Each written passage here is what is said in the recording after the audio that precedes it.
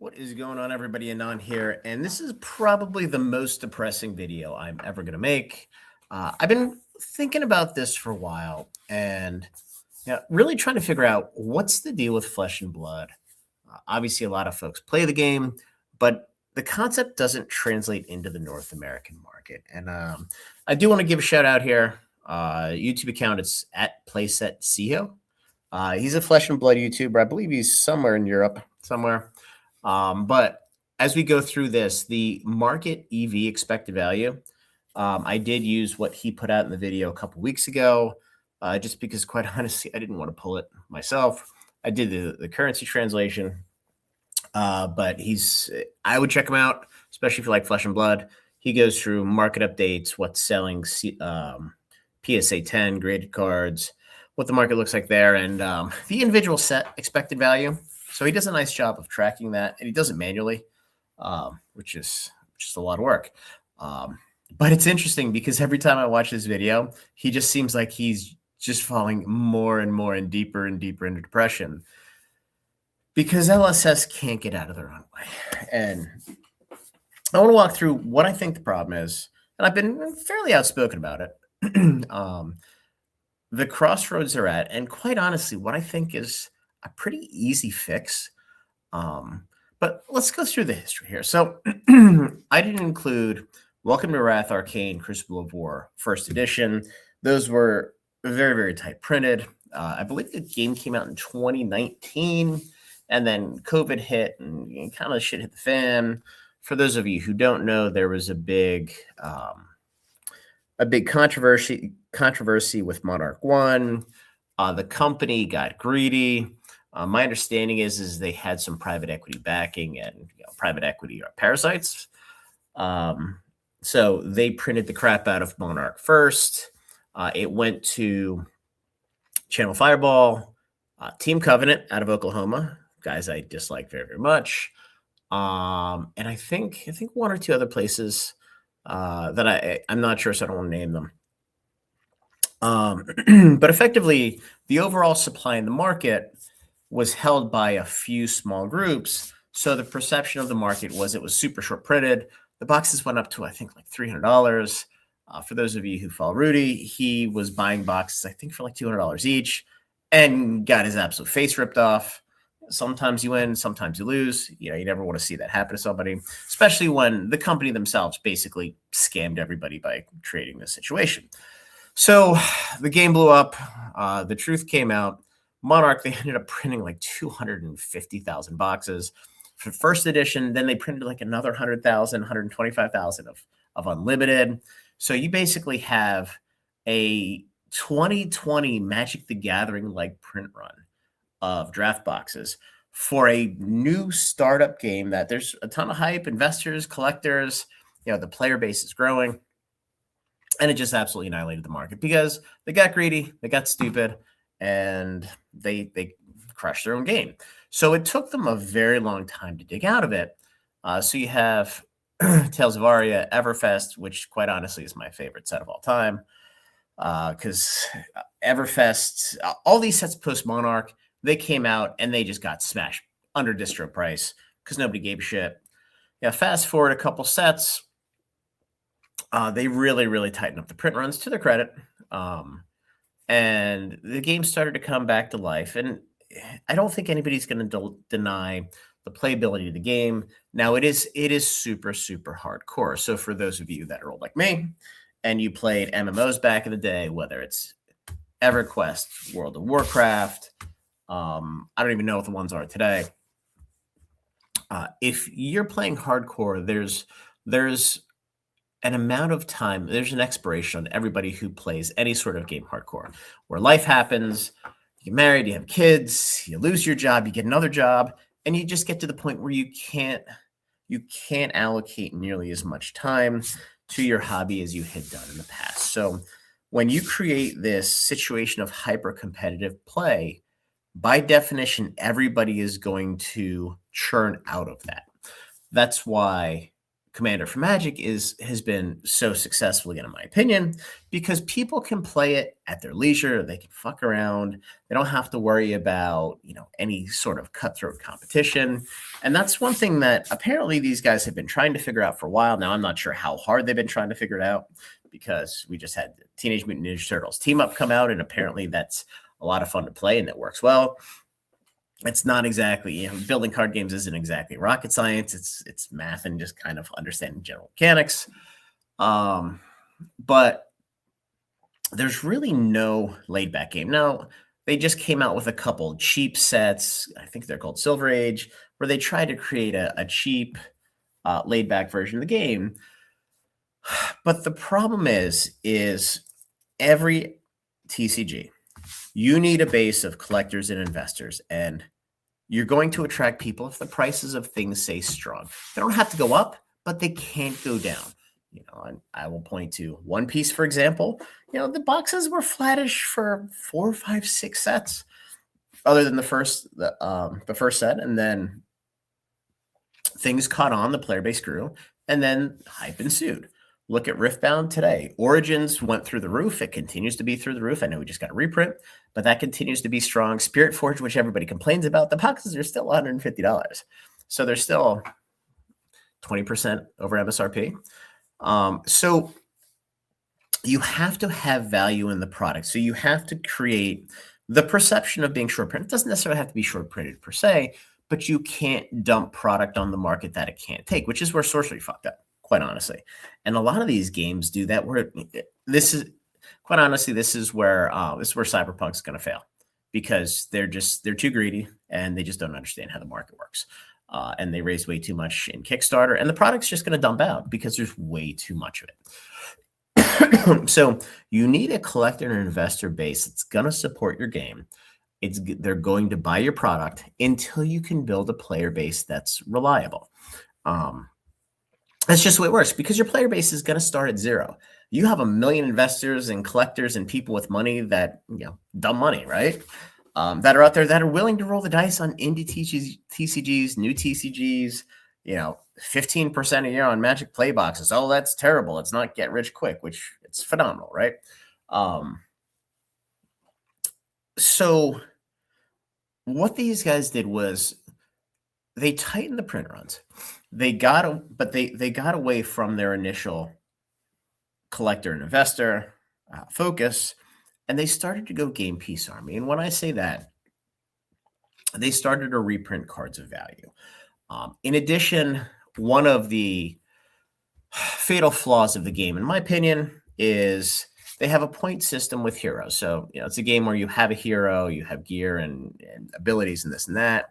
But there's a point system that when a certain hero gains so many points through, competitive events, they achieve living legend status, which is a very, very fancy way of saying you're fucking banned. So every card that is specific to that hero or that class goes to zero because you can no longer play it. So 99.9% of your population in the game says, oh, I can't play this anymore. I'm going to sell it. So the cards get absolutely smashed. Tales of Aria is probably one of the most powerful sets of all time. The boxes are selling for $51 because all of the cards are banned. So that is the number one reason why old boxes don't age well. They age very, very poorly. There's no value. Welcome to Wrath Unlimited. Distributor cost was right around $53.25. Don't criticize me by a couple pennies. I'm going off memory here. Low list on TCG Player is $67. The expected value in the box is $44. They have reprinted Tunic, whatever the fuck you want to call it. They've probably reprinted that 7 to 10 times, because you also have it in the history packs and white border, which I don't have listed here. And it's still a $100 card, because you have cards that are specific to classes and heroes, and then you have cards that are generic that any class and any hero can use, and those are the cards that continue to hold value. But getting back to the game piece army piece, and this is where things get really, really out of whack. So you see here, so Dynasty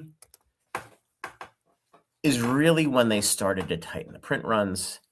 Outsiders was tight. Dusk Till Dawn was tight. Bright Lights and Heavy Hitters, quite honestly, they just weren't great sets. Neither was Part the Mistveil.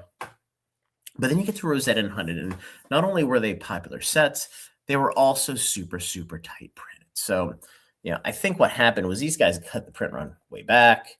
They put in a couple stinker sets, but then when they corrected course and they put out some good sets, the print runs were so tight, all of a sudden, the boxes themselves went nuts. And you can see here the expected values, $78 and $84, which is by far the most outside of Dynasty, which is a super, super special, one-off set. But then you get through the 100, and then they got stupid again. They started to increase print runs. I know they did because I know how many boxes that the distributors are getting in the U.S. that carry the game. Then you get to Super Slam or High Seas. Super Slam's more. Compendium of Wraith was a little bit more than Super Slam, but as all these stores continue to get smashed, and one thing to keep in mind, sealed product of this game doesn't sell. Since you have no collector, no investor, nobody buys cases and puts them on the shelf. Everybody buys singles, and they buy singles to play, and then when the set's over, it's just dead. So even here, we have boxes here that have good value versus distributor cost. Now, some of these are negative, the overprinted era. But Dynasty, for example, is up 89%. And what's that, 2022? Maybe 2023 set? So not a terrible return. But nobody's sitting on sealed product because once people move on, it's dead. And quite honestly, Dynasty's only recovered in the last year. For the longest time, it was sitting $60, $65. It could be had for $300 a case. Actually, I think it was like $210, $215 a case. So there's nothing there. So back to the Game Piece Army conversation. Now you have High Seas that comes out, and the stores are getting smashed. They're dumping this as quickly as they can. Super Slam came out, and another thing of note is that the individual sets are specific to certain classes. So instead of hitting everybody, they're super specialized. So when I play Magic, and I haven't played Magic in forever, but I used to always play red and black. I hated blue. Green was like whatever. White was, you played a weenie deck, you didn't do shit. So if red was banned or red was terrible, I would just quit the game. Like, I would never come back. And that's part of the issue here is when the classes that are hot get banned, those hardcore players, I mean, some of them want the challenge of learning another class, but others are just like, oh, fuck it. Like, I'll just go play another game. So you have Super Slam, which was an absolute disaster. High Seas, which was okay. And then you have Compendium of Wraith. And this is where things get really, really funky. Because you have a game that no longer has collectors, investors. It's all players. And players just want to buy singles. And, Mistveil to some extent, but Rosetta and Hunted, stores could crack hundreds of boxes. And the expected value at release of these was absolutely through the roof. And quite honestly, it still is to a certain extent because you're $64.25 from distribution roughly. And even the expected value now, I mean, $78, you're probably flat after fees. The 100's positive. High Seas is negative. Super Slam, $46 on a $64 box is an absolute disaster. So with Compendium, they increased the price of the boxes to $81. I thought it was higher. I thought it was closer to $90, but I guess $81.25. I went back and looked at the invoices, and this is what it is. And you got an antiquity pack. In the antiquity pack, really long odds to get a $1,000 card. The problem with $1,000 cards is that the Game Piece Army who plays the game, they don't want to fucking spend $1,000 on a card when you can get the same card for $80, right? So the liquidity of those cards is absolutely nothing. In addition, the antiquity pack, and Rudy mentions this all the time, and he's either intellectually lazy or he just doesn't spend the time to look at it. There have been 100 antiquity packs that have sold on TCG Player. So out of the 25,000 boxes of this that went through US distribution, there have been 100 packs that have sold on TCG Player. They're just not liquid. They don't move. Nobody wants to buy them. Nobody wants to take the risk. This game is so buy singles or do nothing. Compendium of Wraith was an idiotic idea. It was absolutely terrible. It's it's an absolute disaster. Now you have the expected value $64. And again, you have the pack itself, but the expected value of the pack is in that $64. So if you open the pack, you're screwed. If you sell the pack for $50, you're okay, but nobody's buying it for $50, so it's not a real price. We sold 60 of them from boxes we ripped. You know, it's just something we did just to mess around with it. And I think we sold them for $45 each, and we got lucky, quite honestly. And the dude who ripped them, he got an E-strike, which, he was thrilled. He basically broke even on ripping them. We made a little bit of money on it, and we moved on to our merry way. And it's like, wow, dodged a bullet there. But looking at the price versus original cost, I mean, we have a bunch of negative sets, and then they turn things around, and then they get greedy again or print crappy sets. Then you have two sets that are good plus high Cs, and then you get into the garbage dumpster again. And the most depressing thing here, and again, this is the expected value that I pulled from Playset-Siho's YouTube account. Again, check him out. He does a really nice job. The expected value versus the market value, everything's negative except for Mon 1. So, and if I look at the EV versus distro price, I mean, Arc U, 15%, but after fees and shipping, you're done. Dynasty, but you would have had to buy Dynasty and sat on it for 3 years to get to this point. Heavy hitters, negative after fees.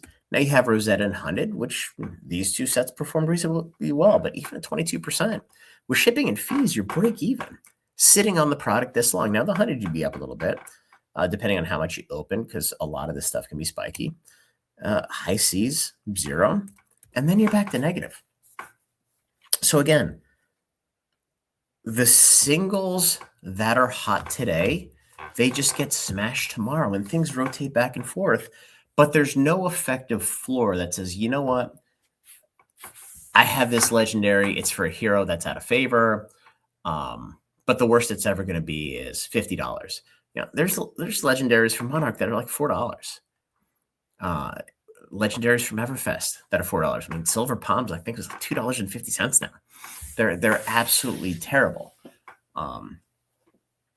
So how do you fix this? So the way that I think you fix it, and I think, quite honestly, this is a cultural issue, because I don't think LSS understands the US market. And quite honestly, they may not want to understand the US market, but I think the culture of folks in New Zealand is much different than what it is in the US. No different than, culture in Asian countries is different than what it is in the US, and et cetera. And obviously Europe is different than what it is in the US to a certain extent. But when you take the best class and you ban it, it just pisses people off, and all of those cards go to 0. If they were to take all those living legends, bring them back into play, and just say, we're going to allow it. We're going to do some competitive balance adjustments.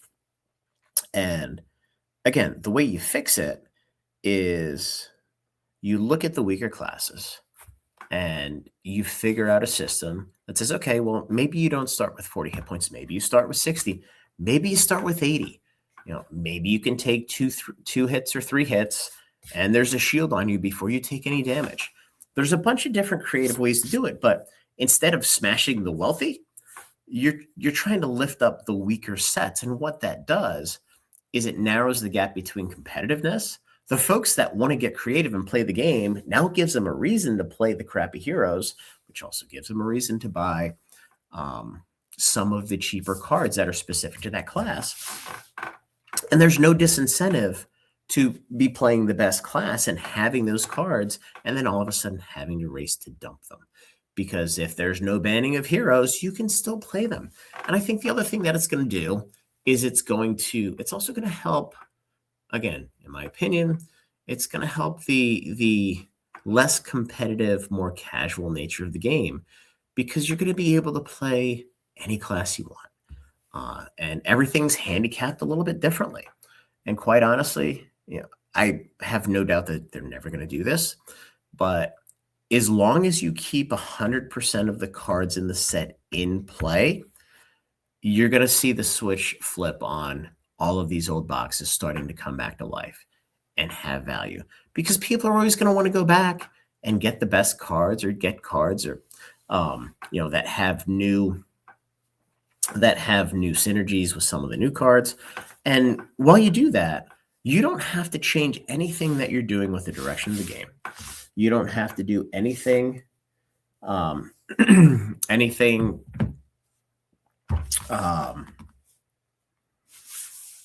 You don't have to change anything with how you print the cards. You don't have to change anything with the set design. You just have to keep doing what you're doing, and then just work on focusing on balancing the heroes.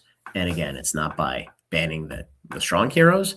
It's by buffing the weaker heroes and reducing the handicap that way. So anyway, guys, for the 40 people that are going to watch the video that care about Flesh and Blood, that's what I got. I've been thinking about this one for a while. Probably the last Flesh and Blood video I'll ever do. And again, check out Playset-CO on YouTube. And, obviously thankful to him for putting out a video on this, because it really kind of gave me a cheat sheet to pull the expected value and really just walk through what is an abject disaster and really shouldn't be. So anyway, guys, like the video, subscribe to the channel, join the Discord, and have a good night.